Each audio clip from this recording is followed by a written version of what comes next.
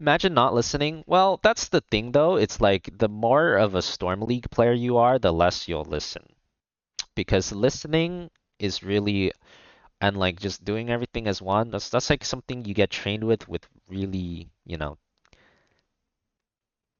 that's what you train when you scrim in like HGC or CCL. That is what you get better at. So the more these guys have played HGC or CCL, the better they'll probably be at that. The more they are Storm League warriors, the more they're just high GM and current day Storm League, the more likely they'll just want to do their own thing because that's generally what you do in Storm League. We have Madara and Weary on the same team again. I believe so far when these guys are on the same team, they haven't lost yet either. See if that changes. Thing you like about Kira as well as Chris is they always try to win. A little boring to watch, but love the attitude. Oh yeah, same. Well, I mean, I wouldn't say like I would say every single player in this game is trying to win. I wouldn't say not. I wouldn't say any single player here is not trying to win. They're all trying to win. Well, it's cash prizes. Of course, they'd all be trying to win. My thing about voice comms is not like I'm not saying these players don't want to win. It's more like a training thing. Like, have you trained enough?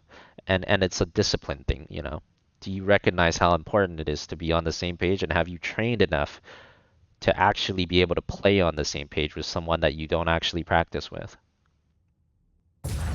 Towers of Doom.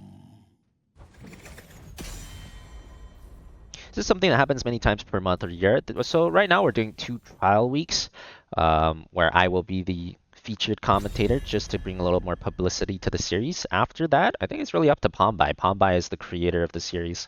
We'll see what he wants to do. It might happen more if Panbaiye wants it to. On to the next draft. The Junkrat ban, first ban, not surprising. The melee players of the last game definitely were not happy about Junkrat Chromie traps. I think if there's only one, it's manageable, but when there's both of them, oof, it is really painful to play against. In terms of cure, he can do wowie stuff with Zera. Oh yeah, for sure. Definitely one of his best heroes. Really a little surprising he hasn't even picked it yet. I don't think I remember seeing a cure Zera tool last week or this week. F yo traps. They didn't just ban one of them, dude. They just banned both of them. That is a F yo traps ban if I've ever seen one. The scars of last game are strong, are going strong, as we can see. Oh, that is literally some PTSD artillery. Artillery PTSD. Except it's just trap PTSD. Yeah, I'm glad you guys like it. I mean, I'm open to doing it from time to time if I have spare time. But I don't want this series to be something that's centered around me. If this is to be a sustainable kind of series, I want it to be a series that people like watching because of the series itself. I don't want it to be a series that people like watching only because of me. You know what I'm saying? Because at that point, then you're watching me. You're not watching the series.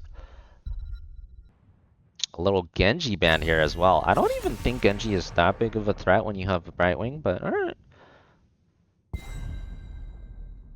Looks like they're not too, they don't want the Cure Genji to come out. Respectable. Why not both? Oh, we can do both. Like I said, whenever I have spare time, I'm happy to do both.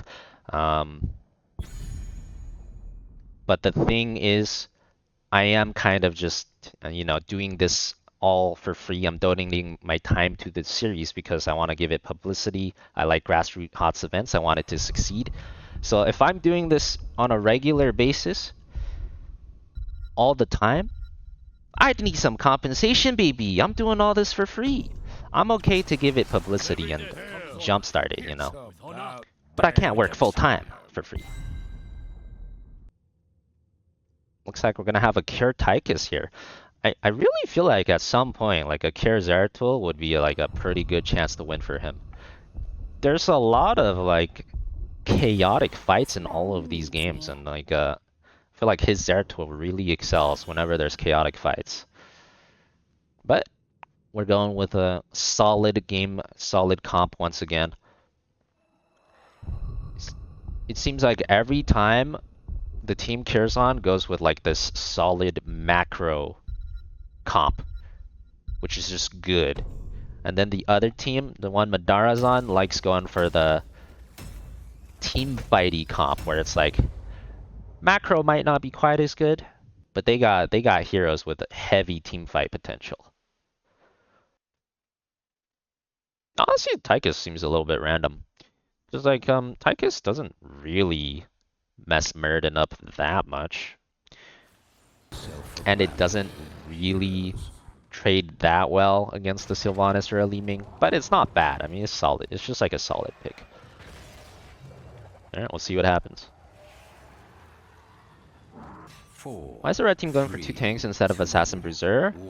So Blaze is very commonly used as an offlaner. So here it is Assassin Bruiser. I mean, not Assassin. It is Tank Bruiser.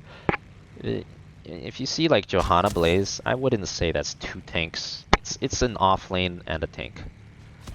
Blaze is a more normally played as offlane than. Really good charge there, by the way. Madara did not see that flank coming. Instant kill. Oh, really good tongue as well. I was about to say. Great play for the red team. But before I could say they were ahead, they were no longer ahead. Ripping pepperonis. Yeah, no problem, man.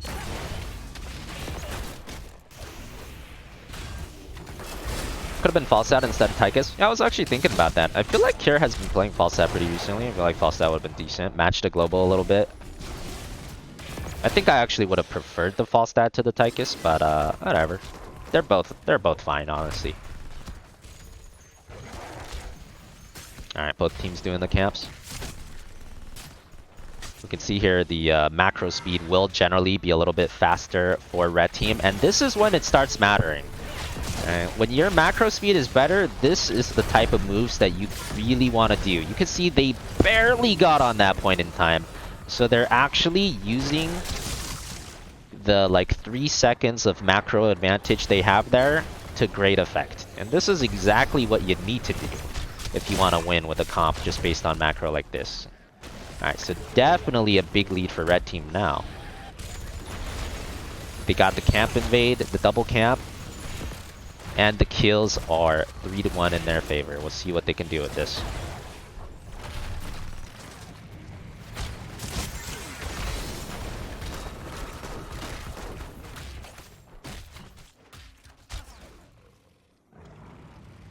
Their way to see current points. I think Panbaiye has a side stream that broadcasts all the data. That should have that. We'll see what Panbaiye says though.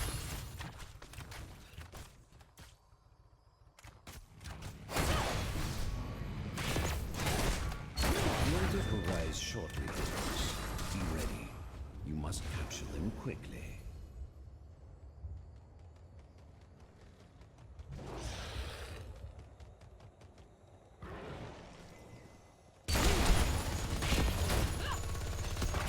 Oh, it's self-stacking? Oh, self-stacking, baby! You love to see that. This is not going great for him, though. His team does not have control of the map, and when you don't have control of the map, it's usually a lot harder to stack. But his stacks are not terrible. 23 in 3 minutes, it's acceptable for how bad the game is going for blue team.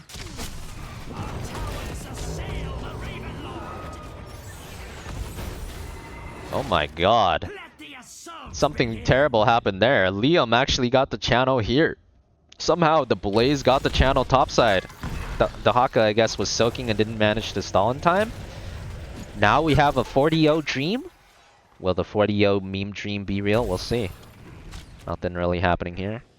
So far, so good for the 40-0.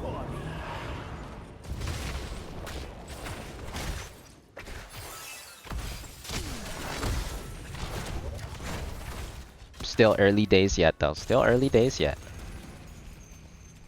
Li Ming going with Calamity build here. The Haka actually has Hero Stalker, so I'd imagine this the Haka is going to want to team fight pretty frequently.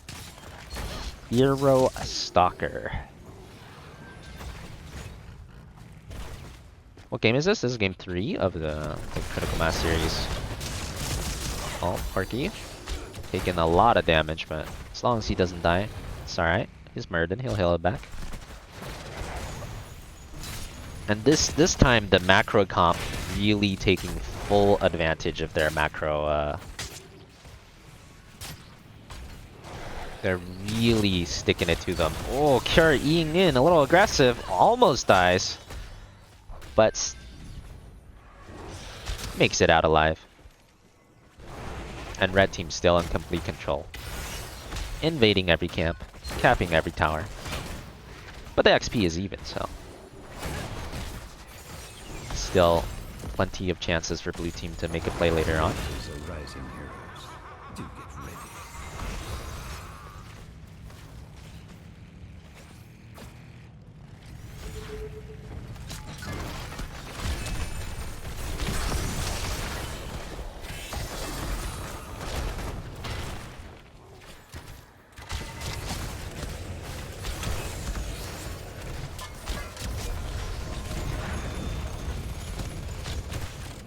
You don't know what this is? Exclamation mark critical pretty much explains everything you need to know. It's basically just a high Grandmaster game. You can just think about it like that, you know. Nothing too complicated, nothing too serious. Just some high GM games.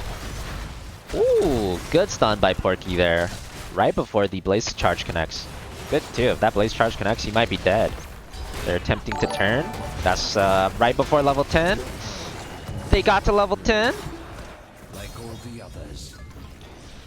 A little too ambitious there. I think they lost track of the EXP count on the blue team there. Trying to turn before level 10.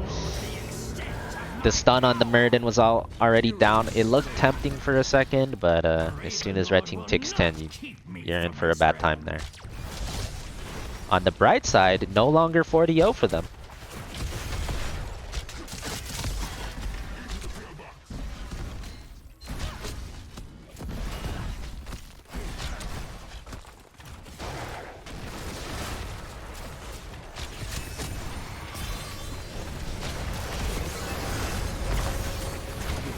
Ooh, big polymorph. Polymorphing Johanna under the force. She's took a ton of damage. Good kill there. They're pretty chunked though, and this Odin is chunking them even further. It looks like red team kind of wants to keep poking, see what they can get done. Blaze is getting a ton of extra soak, so looks like they're content just to poke. Maybe Blaze can get a little bit XP advantage here. Why does no one pick Vala? It's a player preference thing. They probably just don't like Vala, don't prefer it here. I would pick it like every game. But different players have different preferences. Oh, red team's looking for another invade here. Oh, Porky soaking a lot of damage, but maybe too much damage. They're not winning this 4v4. The Haka not burrowing in either. They're gonna have to give the camp again. Mind control missing there too. Just a lot of misses from blue team right now. Looking rough for them. Red team has destroyed the fort. The time is now, heroes. Claim the altars in my name. This is a very dangerous situation for blue team. Oof. Look at all the poke they're taking. With bottom bell tower down, best play usually is just to abandon ship bottom because you're not gonna be able to take it back. Looks like Madara is already doing that. Madara has already abandoned ship. He's trying to make something happen in the top lane. Ideally, the best strategy you can do in this losing position is you drag the enemy team to top lane. And then maybe you can hit back bottom, but the worst thing you can ever do is just run at the bottom tower, which is what every Storm League player does. Every single Storm League player just runs at the bottom tower until they die, and that is the #1 way to lose. So, good to see that these guys are avoiding that at least.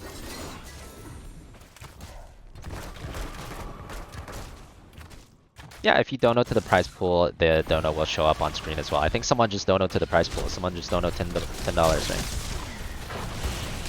Oof. Blast shield. Tychus. Porky caught alone.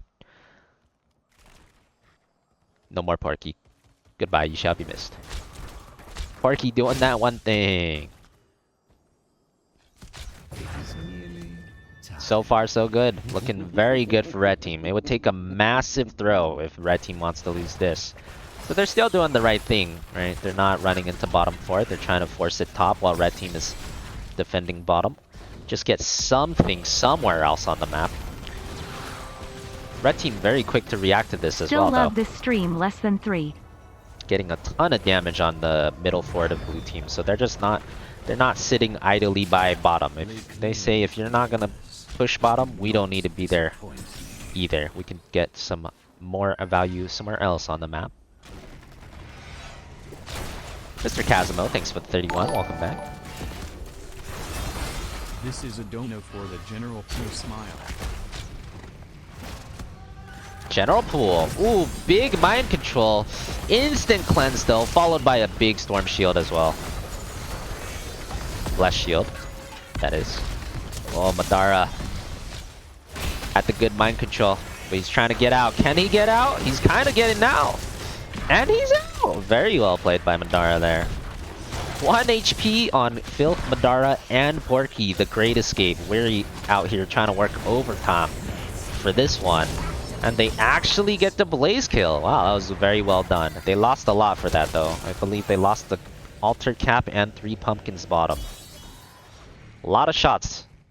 A lot of shots. They're at 11 HP now. Now this is an interesting situation though, because red team is actually ahead on XP. So they do have a chance to make some counterplay as soon as this Blaze is up.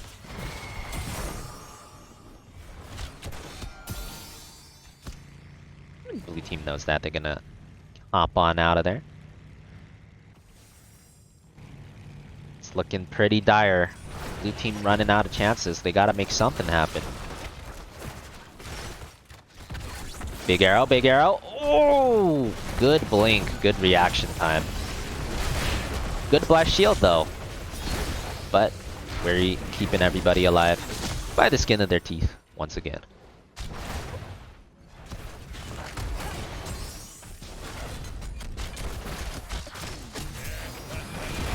Oh, big damage, big damage.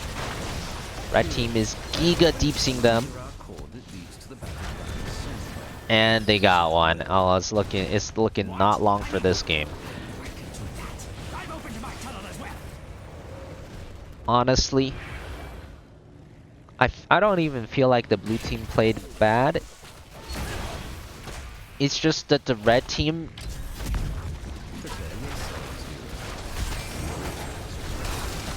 played better. Oh, it's a desperation play there. They're getting caught. It's 4v5. Everyone's 1 HP. And everybody is dead. That'll be it. That'll be the game to red team.